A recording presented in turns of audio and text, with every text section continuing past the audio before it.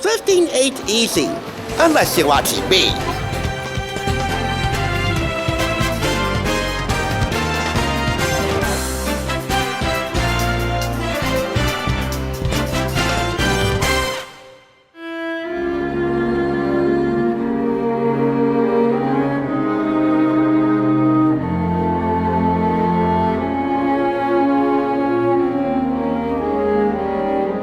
Welcome back, you're watching the Thrift Store Rundown, where we bring Hollywood home on a budget. And for anyone out there who's starting to grasp the notion of self-deprecation being an effective yet unorthodox matter of self-care, meaning learning to laugh at yourself can be good for healing your psyche, partying with this game can be such sweet misery. So bring on the Misery Index, the card game with life events on a scale from 0 to miserable.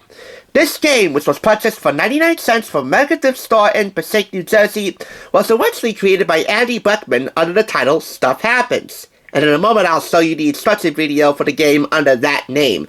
Quite similar gameplay to this copy. It was then retitled as the Misery Index, and as a matter of fact, this particular copy of the Goliath Games People Play creation is tied into the TBS game show with Alina Jamil and the Impractical Jokers. Knowing that we've done all three Impractical Jokers games already, this, while not being a direct descendant, gives me just a little bit of their influence. It's for 2 or more players ages 14 and up. Here's how to play the Misery Index. Let's face it, things happen to everyone. But Goliath has actually turned it into a hilariously fun card game called Stuff Happens. The game comes with 200 horrible situation cards, each depicting a bad event that has happened or could happen. Some of the situations are pretty minor, like a paper cut, but others are a bit more problematic. Each situation falls within a misery index that ranges from 1 to 100. It was created by a panel of clinical psychiatric professionals who collectively represent over 150 years of experience, so they definitely know their stuff. In this game, you've got to be the best at ranking bad events from O to OMG. First, shuffle the deck and then pass 3 cards face up to each player. Put them in numerical order. This is your lane of pain. The same player who dealt the cards goes first by pulling a card from the deck, then reading aloud the horrible situation without showing the misery index number. To win the card, you don't have to guess the exact number, which would be impossible. All you have to do is guess its proper place in your lane of pain.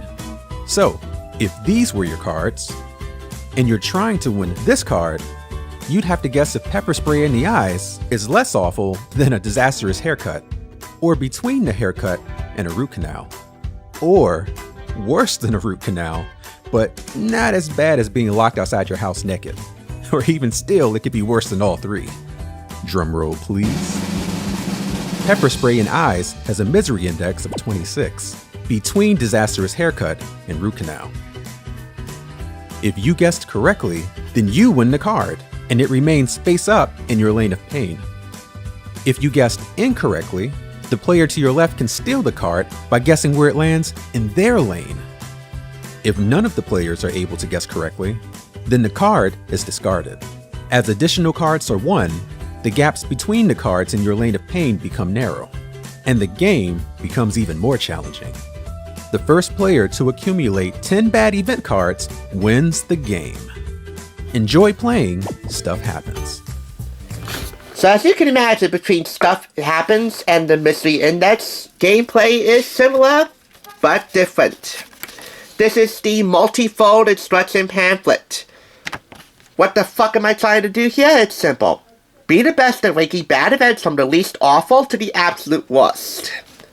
200 situation cards with 200 situations, all ranked based upon 3 pillars of misery: physical pain, emotional trauma, and long-term psychological impact. Of course, all in good fun. The card anatomy breaks down the cards as follows: the miserable situation up on the top, the illustration in the middle, and the misery index number below. Really, it's not so much about points you have to worry about as is the placement of your cards on misery lane, or the lane of woe. And this is where we give you 10 seconds to grasp the gameplay concept in detail.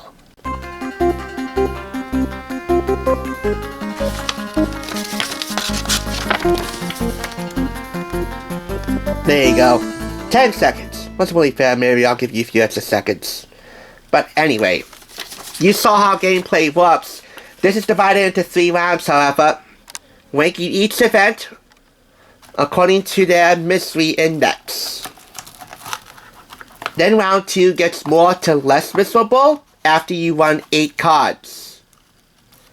You must put those cards in the correct order, 3 of them to be specific, and if you're correct, all 3 cards are added to your mystery lane, and then you move on to the margin of misery. You must sketch the mystery index number of 1 card, 1 bad situation, within 10 points.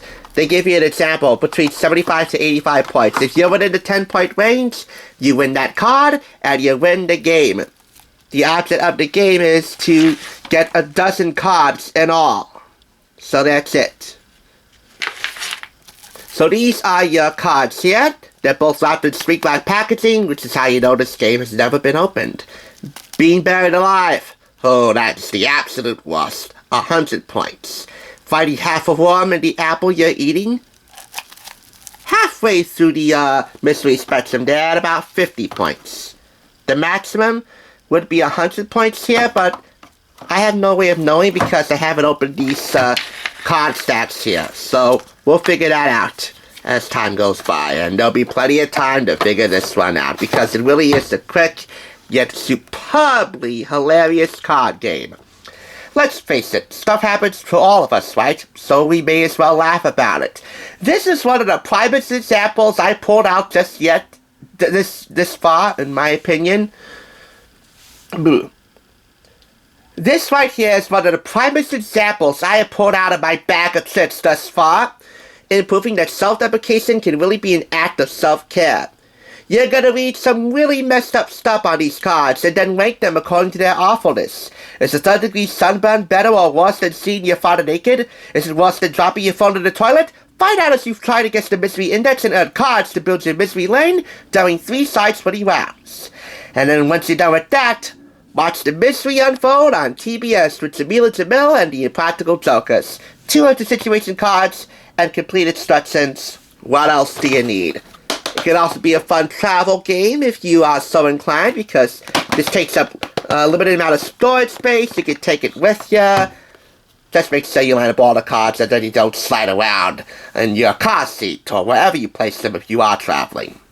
That would be a miserable experience to clean up all those cards. Okay, maybe it's not travel friendly, but still, it gets all 5 claps. And to close this one up, for the weak-hearted and the weak-minded, party with this game would be such sorrow. Bring on the marvelous misery. I'm gonna be famous. Hello guys, it's David Romero. My feet is getting hurt.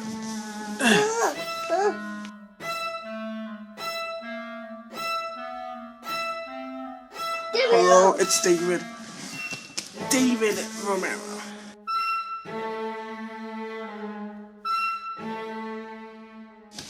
That's it. Thanks for tuning in. Just so you know, there's no limit to bringing Hollywood home on a budget.